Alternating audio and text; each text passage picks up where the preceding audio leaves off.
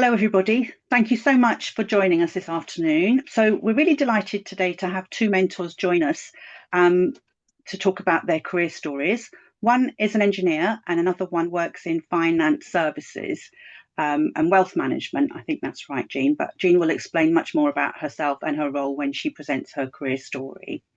So without further ado, I'm going to introduce Arsalan Kutbi, who's going to speak about his career as an engineer.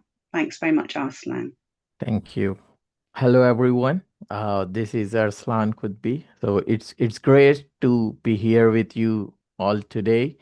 I am basically a project manager, lecturer, and mentor. I have a around 14 years delivering engineering and infrastructure project across different part of the world. So alongside my work, I'm passionate about mentoring and helping young people build confidence in their future career. A little bit about my background. Have my engineering degree, and I have worked across South Asia, Middle East, Europe, and now in UK. And each region has shaped my perspective in different ways. So I currently working as a project manager in manufacturing and engineering sector, and I also deliver lectures on project management. One thing that has stayed constant throughout my journey is my interest in digital innovation, especially how technology and AI can improve the way we plan, deliver, and learn. So, over the years, I have also been recognized globally for my contribution to digital transformation and mentoring. My journey actually began with lot of uncertainty.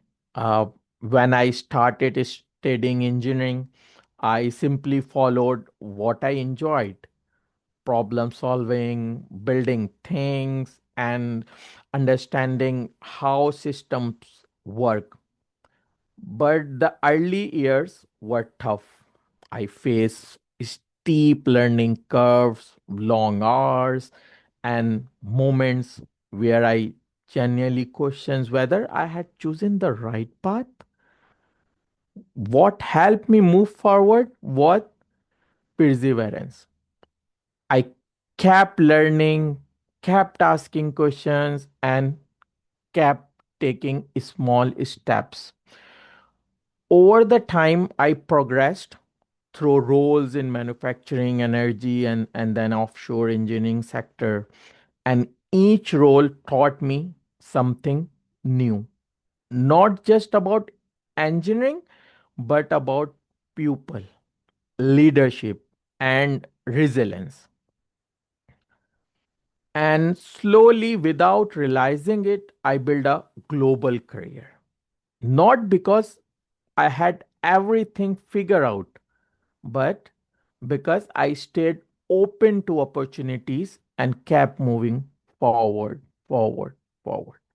Like many careers, mine hasn't been smooth. I have had projects go wrong, deadlines slip, and situations where I felt completely overwhelmed. But those challenges shaped me far more than the success. And one of the biggest turning point was transforming an underperforming one of the chemical program, and it required redesigning processes, rebuilding trust, and staying consistent even when things were difficult. So that experience in the petrochemical sector taught me something important, which is leadership is built through consistency, not perfection. And over the years, I have also been recognized for my contribution to PMO development and digital transformation. But the real success for me has been mentoring and supporting others through Migrant Leader. has been one of the most meaningful part of my journey.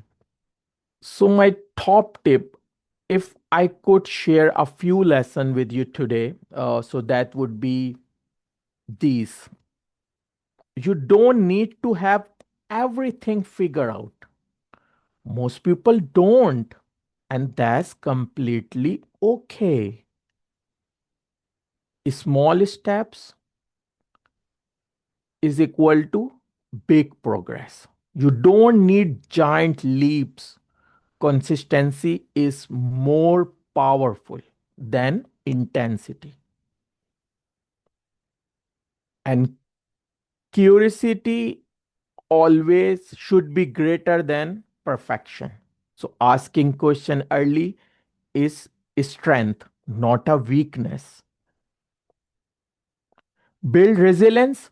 Setbacks are normal. They are part of the journey itself, not the end of it. In last, believe in your potential. You are capable of far more than you think. And these are the thing I wish someone had told me when I was at your stage, at your age. So my final message is, if I could speak to my younger self, I would say you are capable of far more than you think. Okay? And I want to leave you with the same message today. You are capable of far more than you think. And you are at the start of an exciting journey. You don't need to have all the answers at the same time. You just need to keep moving, keep learning, and keep believing in yourself. So thank you for listening, and I'm really looking forward to speaking with you in the breakout rooms. Thanks very much, Arsalan. That's really interesting. A quick whistle stop tour of your progress from uncertainty to through curiosity and developing your career, a global career, in fact. And we look forward to hearing more from you from when people raise questions later on. Thank you so much. It's really interesting. So please, Jean, if I can hand over to you. Okay, so this is me. So you have my name, my position, and what I'm doing. But as you know, life is not that easy. So we have like 5 minutes to understand how you get to somebody you're facing now to where you started. So here is what we typically see when you work, in anything related to financial markets. It goes up, it goes down. It's like life. And in the middle, there's a woman there trying to figure out things, which is me. So where I started, it was in Paris, and what I studied was, economics and finance at university, just because I was curious and I was trying to understand what's going on around me. So as Arsalan said, being curious is quite a quality. So right now, if you feel that you have so many questions, it's so good. So keep on asking questions. And the way I did the presentation is to make bridges between things. So all the location, I passed through, you have an emblematic picture of it. So Paris is the Eiffel Tower, and where I'm coming from is called Cameroon, and I like to spend time, on the beach. And when I was really low, when I was studying, I was always thinking about going to the beach because it was my like image of success. So when everything is going wrong, I was thinking about the beach. That's why you have this picture of the beach there. And the 2008 crisis was such a cornerstone of my curiosity because I wanted to understand why beyond things. So I did a master in economics and finance as a background. And from there, I decided to come to London because this is where things happen. So working in Simples, you have a picture of it there, was all about understanding the numbers. So I've been working in a trading room with a lot of men shouting stuff, not nice all the time. And I've been also working, in investment data analytics with a lot of people focusing on portfolio management and everything, and working with investment banks. So it was a lot of number crunching. But life is not that easy. Things happen, and they did happen for me. But what you have to understand is each challenges we face, each obstacles are bringing you a lesson. So I was curious, I did my numbers, then, I wanted to change because as you understand, the professional career of somebody is not linear, like the curve in the middle of my map. It goes up, it goes down, and sometimes you want to change. So you start somewhere doing like Goldman macro investment and research, then you move to markets intelligence, and you end up understanding what private equity and venture capitalists like to do next. But in between these two changes, life happens. So right now, at that point of my life, I was working in Canary Wharf, but life happened. So we had, me growing my family and Brexit in the middle. But what I want to say to you is whatever life throws at you, keep being focused, keep learning, because it's part of what you're doing is living. So don't expect things to be just calm and following a linear plan because life is not like that.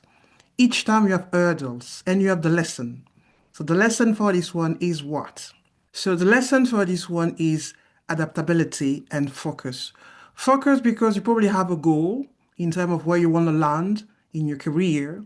And adaptability because you need to be able to change, to be agile, to know when you have to pivot. So me, I changed because it was fitting a certain life balance for me, and it was the right time for me to do it, despite, the Brexit, despite the family growing. But as you understand, things change. And something new, happened for me as well. But at that stage of my career, after almost 10 years crunching numbers, understanding the markets, knowing people, I wanted to be my own boss. And in between COVID and everything changing in my life, I decided to be an executive, a business owner.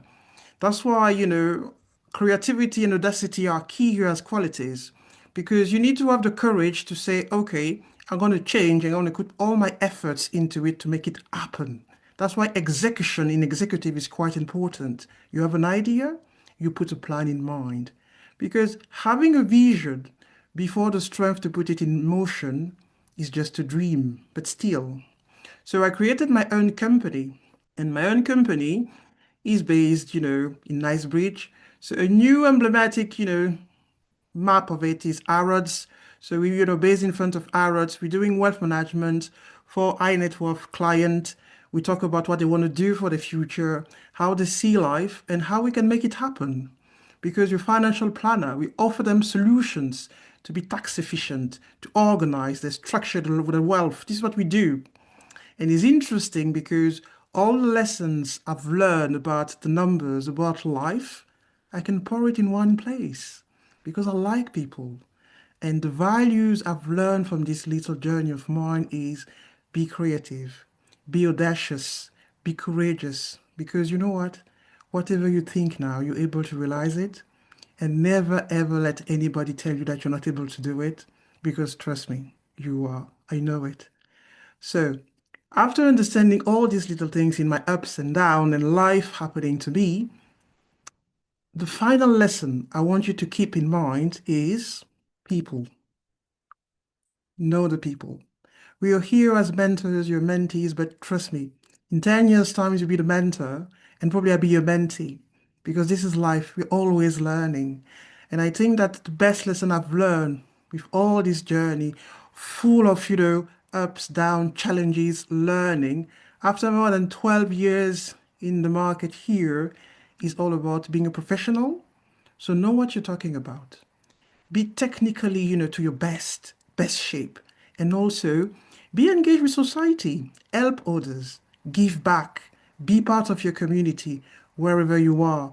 Think about where you started. For me, it was the beach. Then I seen the Eiffel Tower, a bit of, simples, a bit of arrows, but in the end, the most valuable asset is the people. That's why I like to be here today, and I'm really grateful to be around you to talk about it. So believe in yourself, guys. That's wonderful, Jean. Thank you so much. I really love the way that you included lots of different leadership characteristics and traits in your slide.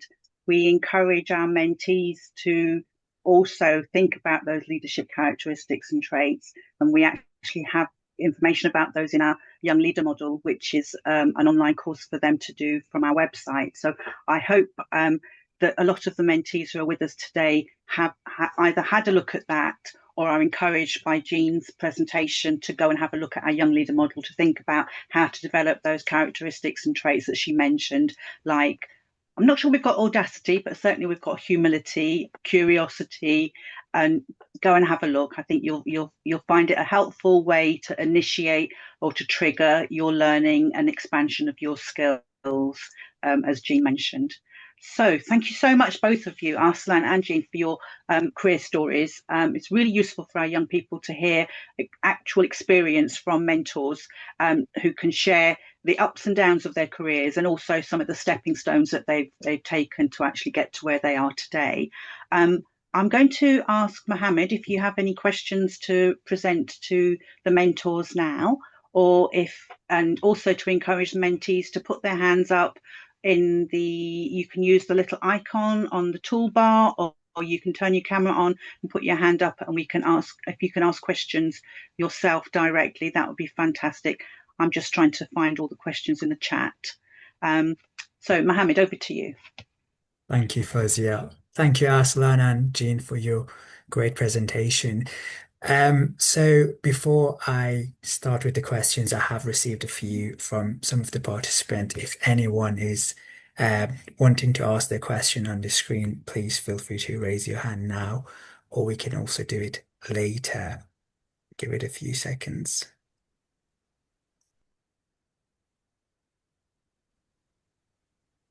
Okay, so we'll start with the first question for Jean. So Jean, the question is, you started in investment and research analytics. What attracted you to finance originally, and what did you enjoy the most about your role? Oh, I'll tell you something. When you're at university and you see, the orange paper, the Financial Times, is thick. There's a lot of numbers. And the mentioning facts that you heard about, like inflation, crisis, you don't get it. So the idea for me was to make sense of everything. It was organizing reality around me. That's why investment research was a start. Then you grow as an adult, you have different interests, and you end up, talking about wealth management. But I think the key message is whatever you're doing, finance, economics, management, business, if you have the passion for it, if you're curious, who knows where you're going to start or stop.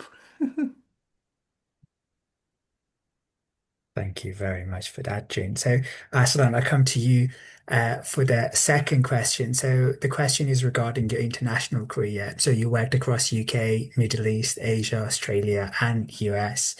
How did you first access these international opportunities? Yeah, so thank you so much for asking questions. So that's start with showing evidence of the initiative. So small projects, volunteering, online courses, or solving a problem in your community. So actually, employers look for momentum, not the perfection. So they see your profile, your visibility, you are doing something which. So don't wait for perfect career to start. Start with what interests you, and then try small things, and then let experience shape your direction. So career are built through exploration, not certainty. It is something which I learned in my years of experience. Thank you for that, Aslan. Um, Jean, we come back to yourself. So the next question is, what was the one thing that kept you going through your education all the way through your career, and what advice would you give your younger self? I'll tell you something. When I started working, there were not much women in the room. They were like, it's not really for the girls, this job. So I was like, okay, fair enough. I'm game. I want to try it. So I think that sometimes when you hear people telling you you're not able to do it, you just want to prove them wrong. And you want to do your best to get there. So my message to you guys is you live in an era where you have the machine, like the AI coming, and it will be difficult for you not to be, able to find a job without understanding this aspect of being a professional in these days. So my, answer to you guys is whatever the passion you have, even if it's difficult, you have to put the hours. Remember what Arsalan said, consistency. So right now as a student, you have your exams, but you need to keep going because all the efforts will pay and will be rewarded at sometimes. So being tenacious, being curious, and knowing what you want, I think that are the three key recipes I can, offer tonight. Thank you for that, Gene. Aslan, coming back to you, so I think you are quite uniquely positioned to answer this question from one of our university students. So you lecture project management and engineering practice. What are the biggest gap you see between university learning and real world of working? Okay. Yeah, I can so I can relate it with my the biggest challenges which I faced in my early career. It's around uncertainty. So being a student, always we find it hard. But for your question, whenever you learn something, so try to relate that learning with your experiences. Like in if you are as a student and you are learning anything, so you need to think like this way that when you will start your job you will have some leadership skills. In the job you need most leadership skills, so you can manage those skills by start involving with some of the organizations, maybe community work, maybe volunteers. I think this is something which you can learn while you are while you are studying. And the different which I find in the experience, if because in theory when you are learning something you are learning theory, and when you are on the job you need to apply those theories into your experiences. Okay, but if you start learning those skill while you are as an student, like some of the soft skill which I mentioned, confident, how to be a resilience if there are setbacks, so how you want, like setbacks are normal. I have had project fails and plan all but what helped me is to treating every setbacks as an data, not a verdict. So it is some of the example. And you need to focus on your communication skills, problem solving, consistency. So these technical skills matter as they are open doors in your every industries. Thank you for that, Arsalan. The next question is for both of you, actually. So the question is, how do you overcome early career doubts? And in today's uncertain job market, especially with the rise of AI, how can students best prepare themselves for employers? Okay, do you want to take that, Azaran, or you want me to Yeah, start? you can start. Okay, so I want to tell you something. You're right. I've seen the numbers myself yesterday, and a lot of students, even coming from, what we call Oxford, Cambridge, they have difficulty finding a job. But it's not about what you're learning now, it's about the market's changing. What we expect for people starting is not what we expected 13 years ago or 20 years ago when I started. So you have to ask yourself the following. What is it that I'm doing that AI can't do? That's why when you mentioned soft skills, I wasn't really sure. Because, be human, being kind, being, able to be agile, being able to understand others, being able to read a room is not something AI can do yet. So more and more, we'll ask people to have an ability to have an holistic view of what they're doing. So being creative, being curious, but also having the credential in terms of knowledge is not enough anymore because the machine, the robots, can do it. So all the functions about only the memory and the knowledge will disappear. So ask yourself the following. What is it I'm doing that I can use AI with to make me stronger? What is it that I'm able to do that an AI can't do? And when you combine these two vectors, you find a way to show up in the marketplace at the moment. It's a tough one but there's still an angle to play there.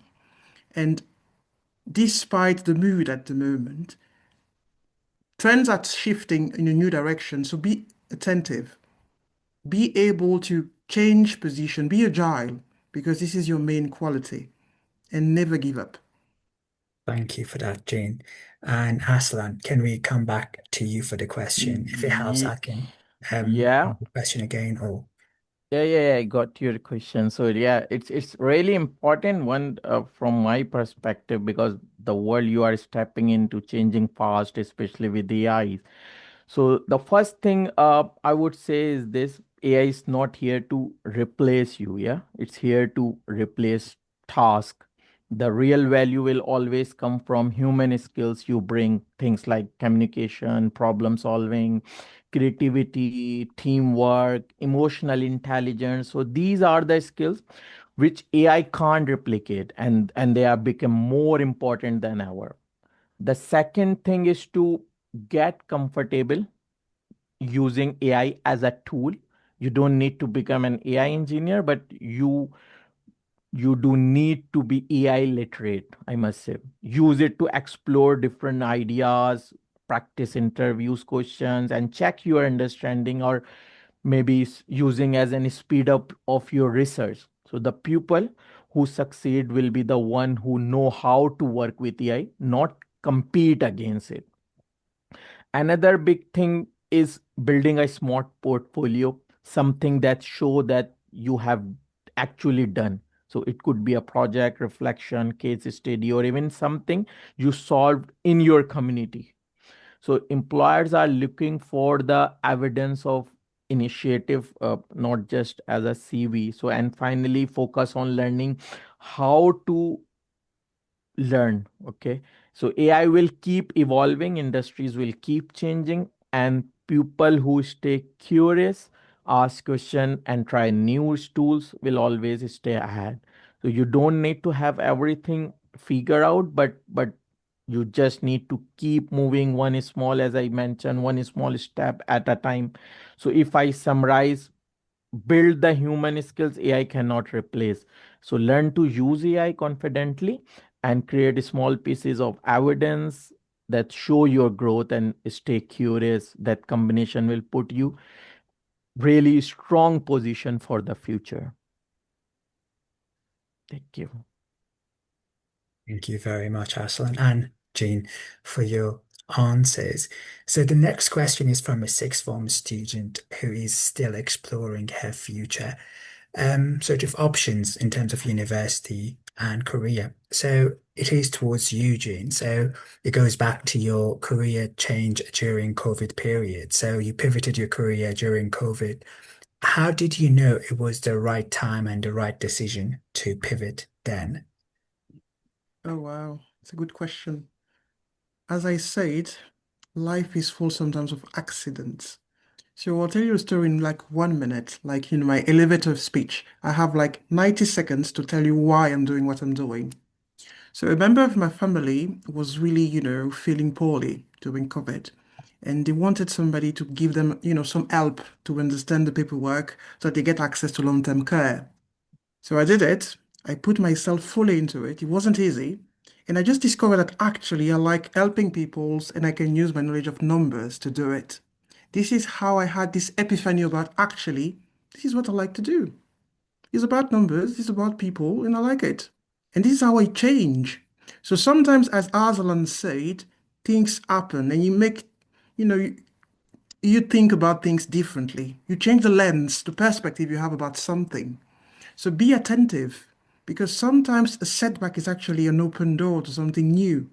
So innovation sometimes comes from accident, thing you didn't expect it, like penicillin. They didn't, look for it, but they found it. So that's my aim. So if you have something not going as planned, don't panic. There's probably a lesson there, opportunity for you to take. Thank you for that, Jean. Again, the next question is for both of you. So the question is, what was the biggest challenge or setback in your careers? How did you overcome it? And which values mattered the most at that time? So Aslan, would you like to start with answering the question? Regarding the challenges. So, biggest challenges I faced in my career is uncertainty. So, I didn't always know if I was good enough or on the right path. But what helped was taking a small steps, asking questions, learning from every setbacks. You don't need confidence to start anything. Confidence grows from doing. When you start doing different thing, when you start exploring different stuff, so then you start building your confidence. And for the how I deal the setbacks, sometime it happens. So setbacks are completely normal. uh, I have had project fails, plan fall apart. So what helped me was treating, as I said, every setbacks as an information. So you learn, adjust, move forward. So progress come from consistency, not the perfection. That's how I build confidence. Thank you for that, Aslan. You keep mentioning the importance of consistency. Mm. Thank you for reminding us of this important matter. So, Jean, we come to you with the same question. Okay. Would But you like me to repeat the question or? no, I remember that. I wanted to say that, you know what? I'm coming from data, right? This is my background, crunching numbers to make sense of reality. When you have a challenge, you have two possibilities. The first one is panicking and soul searching about why is that happening to me? So you can spend hours in a loop asking yourself. The second possibility is actually the setback, the challenge, the obstacle is a signal for me. What it means is there's probably something I'm not doing the right way, or this obstacle is offering me a chance to do things differently. So whatever happened to you, you have a plan. This is what I want to do. This is your A plan, the perfect thing, what we call this blue sky version of it. Fair enough. Sometimes everyone managed to have it done. Sometimes more than often you can't. So rather than focusing on you failing, failure is a signal. It's just an information to your brain to say, okay, so far in the process, something is not fitting. It's either the situation, it's either you, or it's the tools you're using. So find which of the three parameters I just said about that you have to change. You, the situation, the environment, or the tools you're using. And after changing the three, you get to a new solution. And this is how, whatever the circumstances, because there are many, as a principle, you get to pass over the difficulty. Thank you for that, Jane. Aslan, we come back to you with the next question. So this question is from a sixth form student who's wondering what made your decision about finding the right course for your university. So essentially the question is, how did you decide which university and course were right for you? Yeah, that's a great question. And honestly, my decision at that stage was not perfect or fully planned. Okay. I didn't have everything figured out. What helped me was focusing on two things: what I was genuinely curious about and what kind of problem I enjoyed solving. So two things I was genuinely curious about and what kind of problem I enjoyed. For me, I was always drawn to how things work, system, structures, engineering, challenges. So a technical course made sense. And I also looked at which university had strong industrial links, good labs, graduate who are actually getting jobs in the field. That that matters more to me than rankings. And I would say the best way to choose is to think less about the perfect choices and more about what direction feels right for you right now. So pick something that spark your interest and give you room to grow. Your degree doesn't lock you into one path. It just gives you a foundation. So don't stress about having the full picture right now. Focus on curiosity, the environment you will be learned best in, and the opportunity the course can open for you. The rest you figure out along the way as you keep growing, keep working. Thank you for that, Arsalan. Fazia, coming to you, you have your hand up, so please do go ahead. Thanks very much, Mohammed. I've been encouraging the mentees to put in the chat what sort of mentors they're looking for. So I would really love to encourage the mentors that are on the call today to have a look through the different types of mentors that the mentees are looking for, and maybe encourage you to connect here, to speak to each other here and raise specific questions, or to search for the mentees by their name in our mobile app and connect with them that way. And mentees, you can search for mentors in LinkedIn. We don't have a search facility for you for mentors in our app. But I've just sort of gone through, do we have any software engineering mentors, anybody in science or physics, tech or digital services, legal or political or general computer science mentors that can respond to some of the mentees that have put their preferences in the chat? It'd be really lovely if we could get some networking going here. Nida, is that correct? Please go ahead and speak to us. Thank you. Hello. Yes, my name is Neda. Nice to meet you Neda. all. Yes, I work in tech. I'm a principal network engineer currently working for Salesforce. And I hopefully should be able to assist mentees who are trying to pursue a career or a degree in the STEM field, specifically IT. Yeah, so feel free to Thank you shoot so any much questions. for sharing. Yeah. No worries. Yes, please. I was going to say exactly the same. So mentees, you've got Neda here. She's ready to answer any questions. And we've got Srinath as well, who's also just going to offer his services. So before mentees, you start thinking about questions that you want to present to these very generous mentors who are giving us their time this evening. So while you're thinking about that, I'm going to ask Srinath to contribute, please. Hi, Fazia. Hi, everyone. I was just going to say that I work within the technology space as well. I manage from the technology side to deliver chatbots and deploy chatbots across the organization. So from an engineering perspective or from a mentorship perspective, if somebody is looking for guidance on technology or any of these spaces related to AI chatbots or site reliability engineering, I'll be more than happy to assist. Great stuff. Thank you so much. So mentees, now is the time to be brave, to be audacious, as Jean said. Ask your questions directly of the mentors who are sharing their time with us here. This is your opportunity.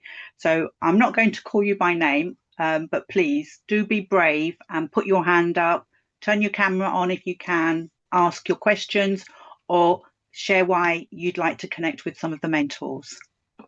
Hello. So I'm interested in the tech industry myself, and I was just curious, how did you invest in your own ideas, both in terms of technical skills and soft skills? Because a lot of the technical skill part, I try my best on my own to teach myself at home, with courses and projects. But yeah, I was just wondering, did you expose yourself to environments with like-minded professionals, and how did that kind of shape your confidence, in the field? Yeah, that's my question. Neda, is that the one you can pick up on? Yeah, sure. So for me personally, I did my degree in computer engineering, and then while I was doing the bachelor's degree, I became interested in certain subjects, in particular network security, information security, and these were the type of subjects that weren't fully covered during the bachelor's program that I was doing. So I started looking into external certifications, the courses I could take, outside of college, and which was going to help me eventually to get a job using those certifications in addition to my college degree. And then later on, I thought that if I want to go deeper into certain subjects, I would have to go like do my master's degree, which I did. I did my master's in information and network security.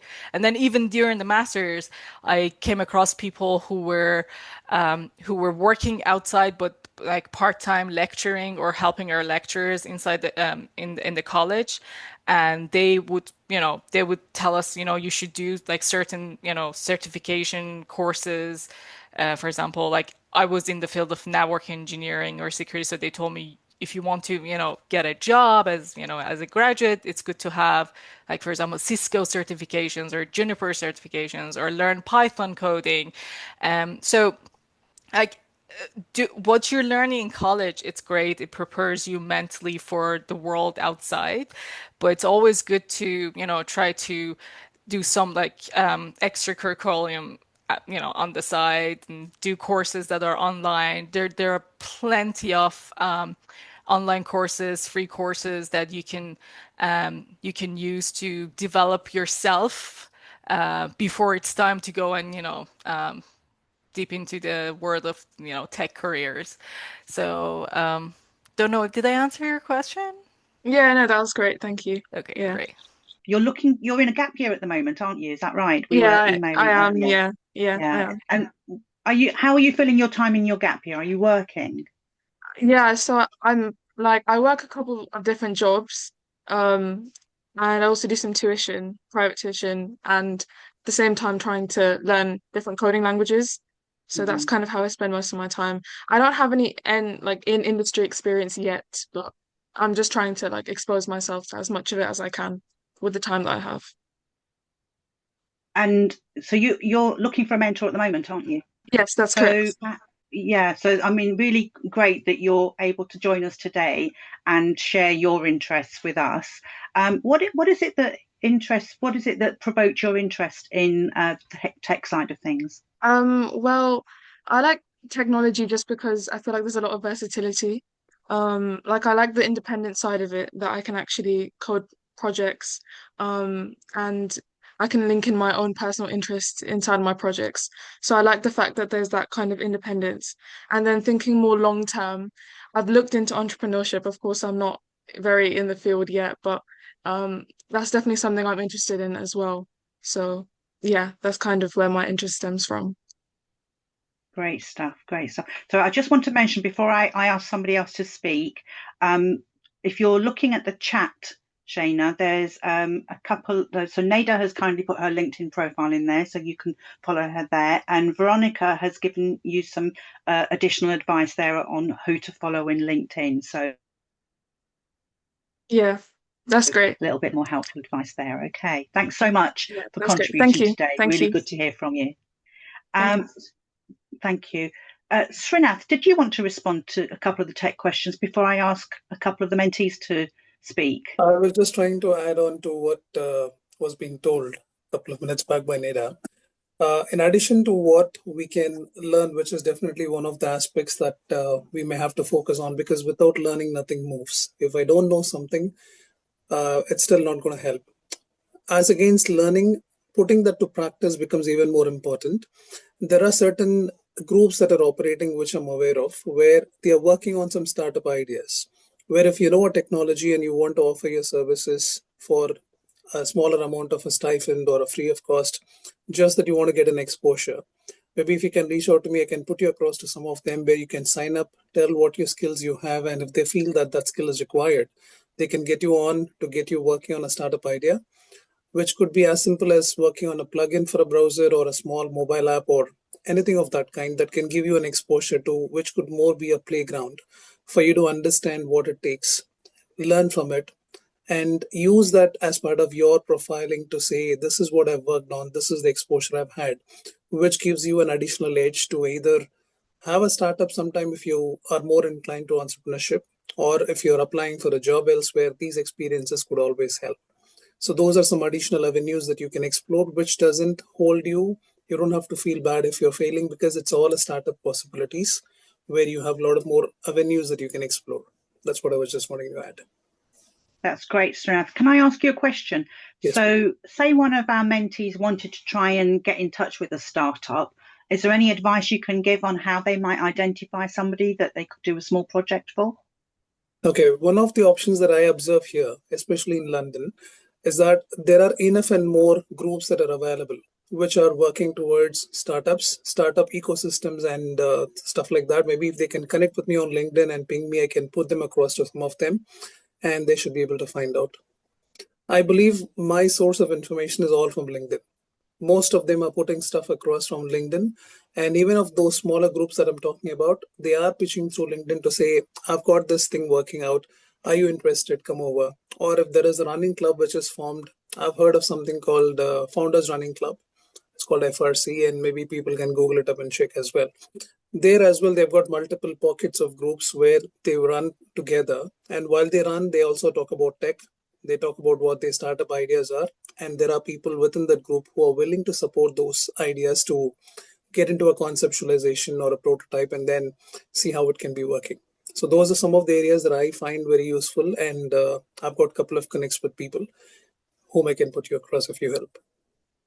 Wonderful. Thank you so much. That's so helpful. I'm going to call it Mikkel Shah. Can I ask you to turn your microphone on? You've had your hand up for quite some time. And then Mitchell, I will come to you next. Hi there. I'm a sixth form student and I'm trying to get into like computer science, software, all that type of thing. So just two things I wanted to know specifically.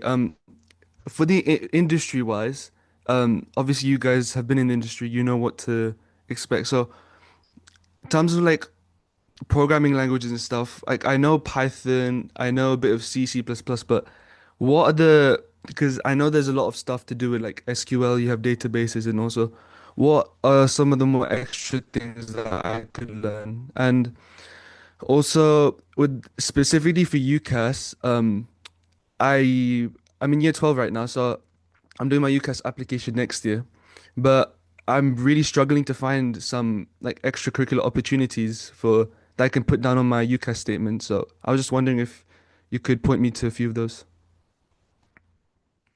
Nada's nodding her head, so I'm going to ask you to respond, please. Yeah. Oh, this is amazing that the student is, so, advanced in figuring out what they want to do in college. This is amazing. So, yeah, in terms of programming languages, so you mentioned Python, great to learn Python. There are certain companies who pretty much prefer their own language, like Google. A lot of, applications and tools in Google are written in Go. If you've heard of it. So if you're interested to, for example, pursue a career after college in Google, it would be good to have that, that on your CV. Obviously, like JavaScript, C++ is great to have, some understanding. These are all difficult, programming object-oriented languages that, it's not easy to learn them. But like if you start now, by the time you're, you finish your degree, you would have a great kind of understanding of all of them. But where you can learn, where you can find some, I don't know, some like problems or projects where you can work on or resolve, have a look at this website called LeetCode, Leet Code. That website is usually used by tech in general, people in tech who want to practice their coding in different languages or, go for interviews. Let me try to find the link for you and post it here, leetcode.com, leetcode.com. Yeah, it's easy. Sorry, let me post it here. Yeah, so for someone who's trying to, practice different coding languages, or resolve problems, that website is pretty cool. You can start there. And there,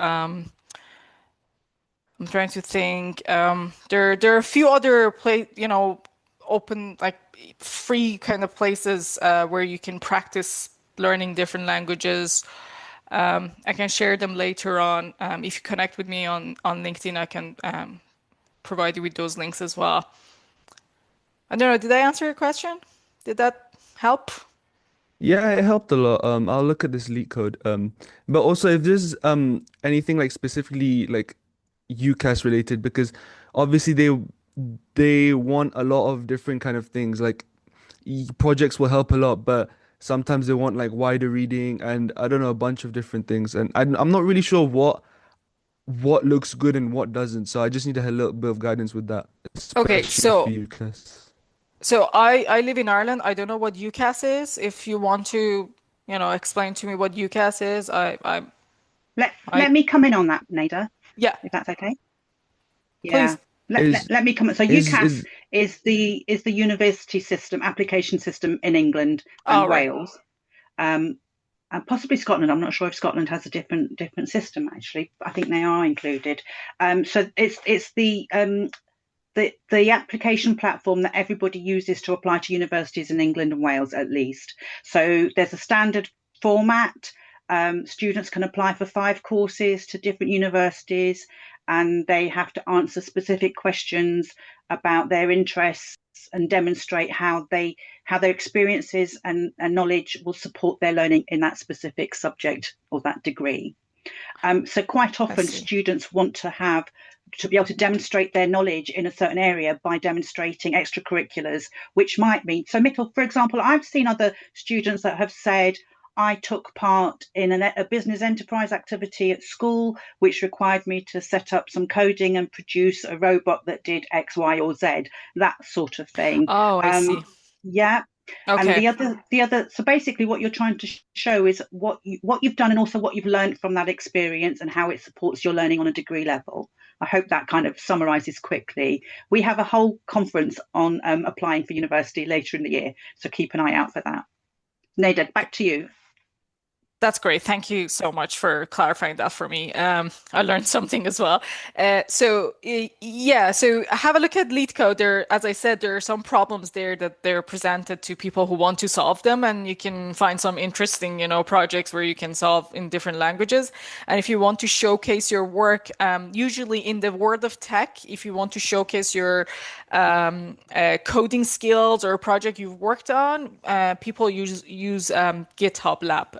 So I'm not sure. Are you familiar with GitHub? yeah, I've been on there quite Okay. a few times. And you have a profile there? Do you have any? Not really. I Okay. need to build one. Okay. Yeah. So try to start, populating your GitHub profile with the projects you work on, explain the whole project, the solutions, what it does in there. And then when you're applying for college, if you give a link, basically a link to your GitHub profile to that college, that's where they go and see, what you've achieved or if your experience so far matches what they're looking for. So I think that's a good starting Great point. stuff. Yeah.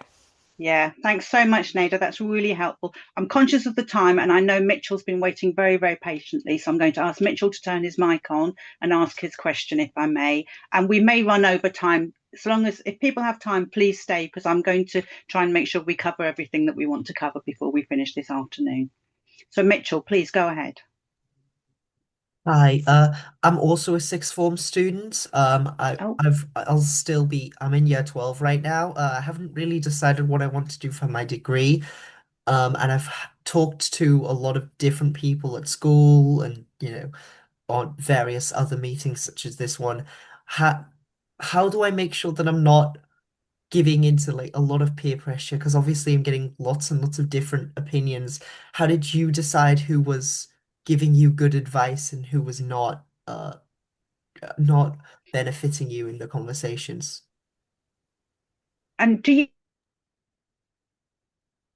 before I invite mentors to respond to that, are there specific subject areas that you're interested in, Mitchell? I want to go into STEM. I like physics and maths related stuff, but um because particularly my parents, there's not they say there's not like a lot of since engineering would be a more fruitful career, they said they need to start thinking about wider options, stuff like universities and how much each of them costs, and there's just a lot to think about. And I've got a lot of different people saying that I should go a particular route over another one, and I'm just not, Yeah, it yeah, it's difficult to know yeah, who's giving me the best advice because of course yeah. And of course, I can't redo my application once I apply. So I need to think about these things. Yeah. We saw some interesting figures last week, which, and I'm not great at remembering the numbers unless I've read them several Don't worry times, so about forgive it. me. But the number of university places available each year compared to the number of degree apprenticeships available, it's like this. Yeah. Yeah. Universities are welcoming and inviting applications. Companies that have degree apprenticeships need to exclude applications because they've got fewer places. So just keep that in mind when you're thinking about what to decide to do. You can probably apply for both, but when it comes to decision making, just keep that in mind. The other thing about who to take, I'm going to ask Arsalan to come back in on this because you're kind of wanting to do maths and physics, that sort of thing, and those are kind of subjects that underscore engineering careers. So Arsalan, if you're still with us, please do come in. In terms of, was there advice that you took, or was there information that you took into account when deciding what to study at university? And Mitchell, your other question was, how do you know when you're getting the best advice? Is that right? Yeah. Yeah. Yeah. Okay, so for choosing the right course, so I think choosing a course can feel like a big decision, but it becomes much easier when you break it down. So start by thinking about what genuinely interests you, not what you think should study, okay, but what topic make you curious or excited to learn about. Then look at what kind of problem you enjoy solving. For example, if you like understanding how things work, a technical course might fit. If you enjoy helping people, communicating, something more pupil focused might be right. So it also helps to look at the course content, not just the title itself. Check the modules, the skills you will be learning, and the types of career graduates go into. So that give you a clear, like the clear picture of what the course actually prepare you for. And finally, don't worry about finding the perfect choice right now. Your course is only the starting point, not a life sentence, okay? So pick something that feel right for you where you are now, and then you can shape your path as you grow. Thanks very much, Arslan. And the other thing I would add to that, Mitchell, is in fact, I was doing it today. I was looking at the UCAS website. You can, if you search, if you just put the subject areas that you're interested in the search field, you can find the different universities that offer those degrees, and then you can go and look at the different modules that those degrees offer. Because in your first year of any degree, you will generally be all working on the same modules. I'm just going to say goodbye to Veronica, who's been really, really helpful. Thank you so much, Veronica. Looking forward for the next one. Thank you, everyone. Bye. Thank you. Bye-bye. Thanks for all your help. And I hope people will connect with you on LinkedIn. So, Mitchell, I was just saying that eventually on your degree, year 2 and 3, depends if you do a 4-year degree or a 3-year degree, but in years 2 and 3, you will be able to choose the modules. So you actually shape your degree as well yourself after first year, so that you can shape it towards the interest that you have in that particular field. So keep that in mind. So when you do your research for university, look at the course details in terms of the module. So what do you mean by that? Does that mean that I choose to chop off a bit of the course? Am I like chopping? Say that again, sorry. Am I like dropping a certain part of the course? Am I just doing more of one thing? You said that I get to specialize after in the 3rd year. You can. So, for example, on my degree, which was a social sciences degree, so nothing to do with physics or anything, but we all did the same subjects in year 1, and then we specialized in year 2, and we chose which topics we wanted to study by module in years 2 and 3. So you can specialize and if there are things that you're particularly interested in, you can focus on those and drop other things that you might not be interested in. Oh, okay. Then comes the tricky bit. Are you only able to choose 2 or 3 modules, in which case you want to choose, there are maybe 4 subjects that you want to do. At that point, you think you go and talk to your tutors and find out what the options are if you want to study more than the modules that they sort of are standardly offering you or expecting you to do. All right. Yes. Okay. Thank you very much. Was there anything else you wanted to ask? No, I think that's fine. Thank you very much. I will stay for Okay. the extra conversations. I want to see what other people have to say. Thank you. Great, thank you. Srinath, thank you so much for your contributions and your support, always helpful and always happy to see you, and have a great evening. Thanks for your time today. Thank you, everyone. Have a good day. Bye. So have we got any more questions? Any more students want to raise any questions at this stage? I'm conscious of the time. We've just gone over the hour. I feel like we've had really good opportunity for mentees to ask questions and for mentors to share. So thank you so much to everybody for your contributions. If anybody has anything else they want to ask, now is the time to put your hand up or turn your microphone on and really make good use of this opportunity to speak to mentors and each other. Please, mentees, I would encourage you to note the names of the mentors that you've spoken to, and look at the LinkedIn profiles. Some of the mentors have kindly put their LinkedIn profiles in the chat, so go ahead and look at those. Arslan, thank you so much. And Jean, thank you so much for your presentation and your teaching us about how to make sure that you keep focused on your values and on the people that you work with, which I think is such an important lesson. Thank you so much. Oh, we've got one more question coming in from Precious. So I don't know if we can quickly ask that. Yeah, I'm going to say, navigating an international applications. Precious, I don't quite understand that question. When you say for those who don't have settlement, you might need to expand on that. Maybe put your microphone on and ask a question yourself. So currently I'm in England and I really don't have settlements yet. So I can't qualify for student loans yet. And my school is basically advising me to take as many gap years as I need before applying for medicine, but then gap years don't really look good for like universities I really want to apply to. So I'm not sure if I should apply to international schools, or I don't know how I would navigate that. What advice would you give for that situation?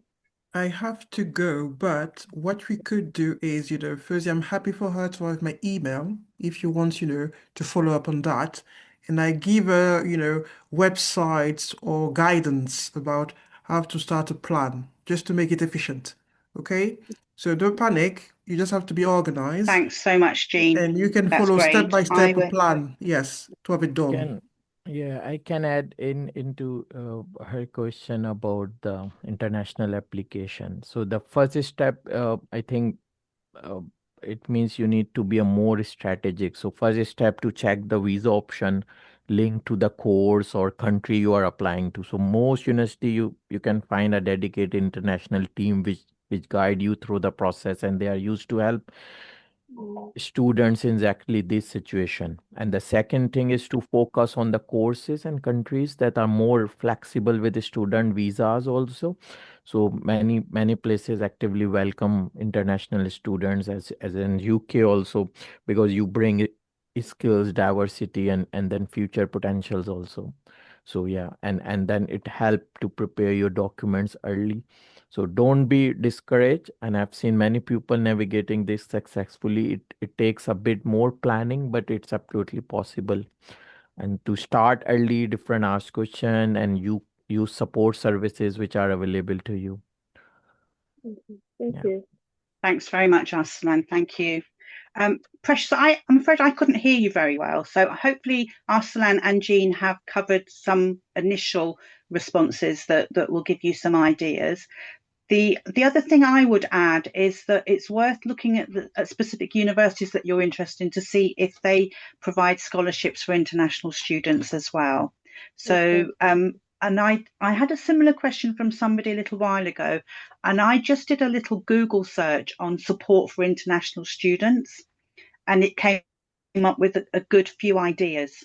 So have you done that already? I've applied for I'm currently looking for applications for scholarships in different universities, and obviously I'm still in year 12, so I haven't finished my A-levels yet, and the course I want to do requires your A-levels to be done. So I'll obviously have to finish my A-levels, but then I need to apply probably this year to get in with my cohort into like schools. And I'll be looking for scholarship applications yet, but I haven't currently been able to finish them yet because I don't have admission at the university, and most of them require admission into the university to apply for them. Right. Okay.